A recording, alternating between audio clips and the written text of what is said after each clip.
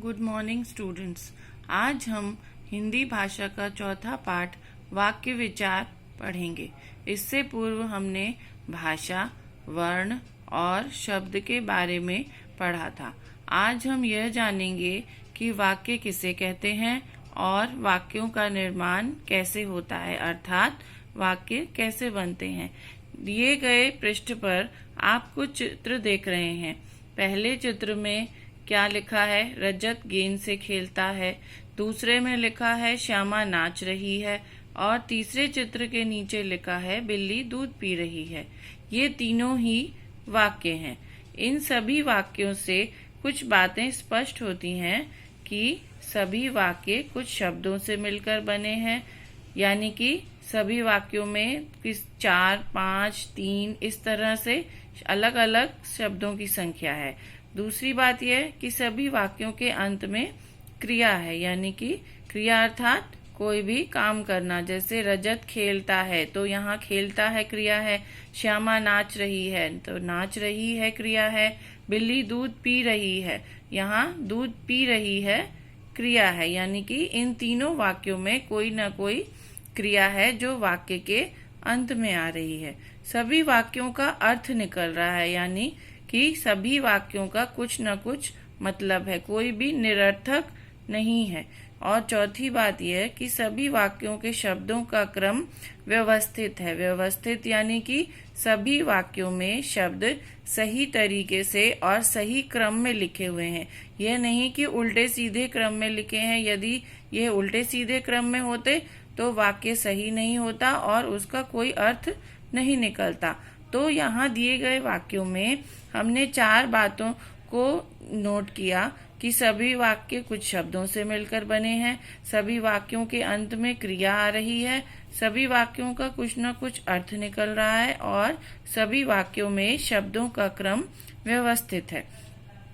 अब हम यह स्पष्ट रूप से कह सकते हैं कि वाक्य सार्थक शब्दों का ऐसा समूह है जो किसी भाव या विचार को स्पष्ट रूप से व्यक्त करता हो, वह वाक्य कहलाता है। यानी कि सार्थक शब्दों का ऐसा समूह। सार्थक शब्द हमने पहले पढ़े थे, यानी जिन शब्दों का कुछ अर्थ निकलता है।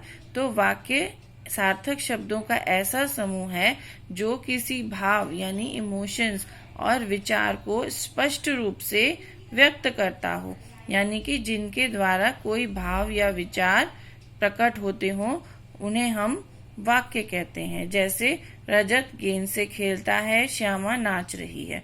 अब हम वाक्य के अंगों के बारे में जानेंगे। वाक्य के 2 अंग होते हैं, उद्देश्य तथा विधेय। आगे हम उद्देश्य और विधेय को विस्तृत रूप से जानेंगे।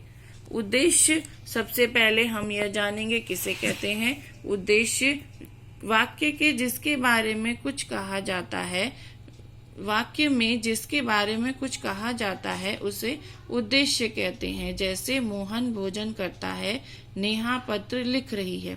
यहाँ मोहन भोजन करता है तो इस वाक्य में हम किसके बारे में बात कर रहे हैं? मोहन के बारे में। तो यहाँ उद्देश्य क्या हुआ? मोहन। दूसरे वाक्य में नेहा पत्र लिख रही है, यहाँ हम किसके बारे में बात कर रहे हैं? नेहा के बारे में। तो यहाँ नेहा जो है उद्देश्य हुआ। इसके बाद आता है विधेय। वाक्य का वह भाग उद्देश्य को छोड़कर, इसमें हम उद्देश्य को शामिल नहीं करेंगे, तो वाक्य का वह भाग जिसमें उद्देश्य के बारे में कुछ कहा जाता है विधेय कहलाता है। जैसे किरण पानी पी रही है, यहाँ किरण के बारे में बात की जा रही है तो किरण तो उद्देश्य हो गया, लेकिन उद्देश्य के बारे में हम क्या कह रहे हैं? किरण के बारे में हम क्या कह रहे हैं कि वह क्या कर रही है? पानी पी रही है। इसी तरह दूसरे वाक्य में लिखा है कुत्ता भौंक रहा है, तो यहाँ कुत्ता क्या है? उद्देश्य। और कुत्ते के बारे में क्या बात कही जा रही है? वह क्या कर रहा है? भौंक रहा है। तो ऊपर लिखे हुए वाक्यों में पानी पी रही है और भौंक रहा है, ये दोनों विधेय हैं। इसके बाद आते हैं कारक। यहाँ हम यह जानेंगे कि कारक किसे कहते हैं।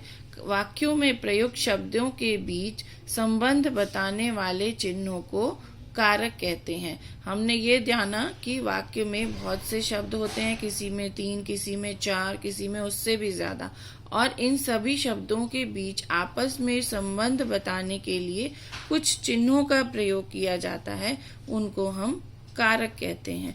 इन कारक चिन्हों को विभक्ति चिन्ह या परसर्ग भी कहते हैं। जब भी हम कोई वाक्य बनाते हैं, कई बार आपने देखा होगा कि उस वाक्य में बीच में कभी ने, को, से, के लिए, का, के, की ऐसे शब्द आते हैं जो हमें एक शब्द का दूसरे शब्द से संबंध बताते हैं। इन्हीं चिन्हों को हम कारक कहते हैं।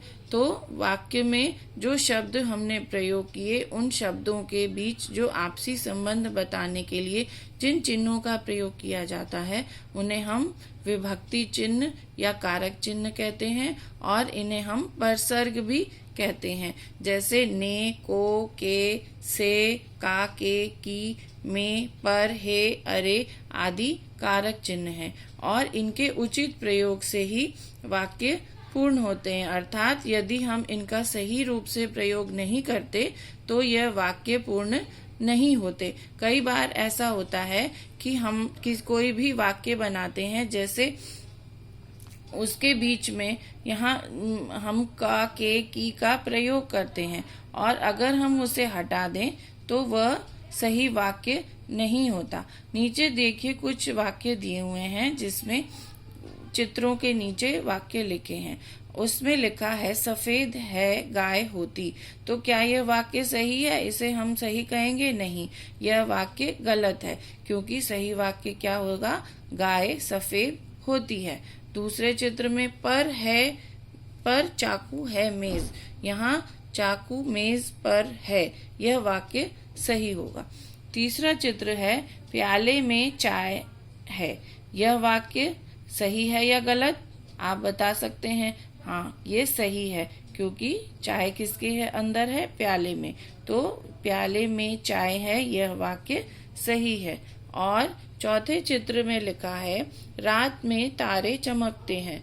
तो यह वाक्य भी सही है। और जैसा मैंने आपको पहले बताया था कि का, के, की, ना, ने, में ये सभी कारक चिन्ह होते हैं, तो ये सभी इन शब्दों के आपसी संबंध को बताते हैं। जैसे इस वाक्य में रात में तारे चमकते हैं में देखो में का प्रयोग हुआ है, जो रात और तारों के चमकने के बीच में क्या संबंध है यह बता रहे हैं।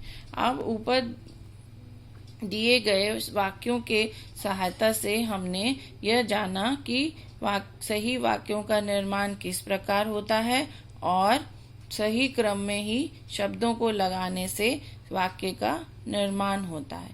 धन्यवाद।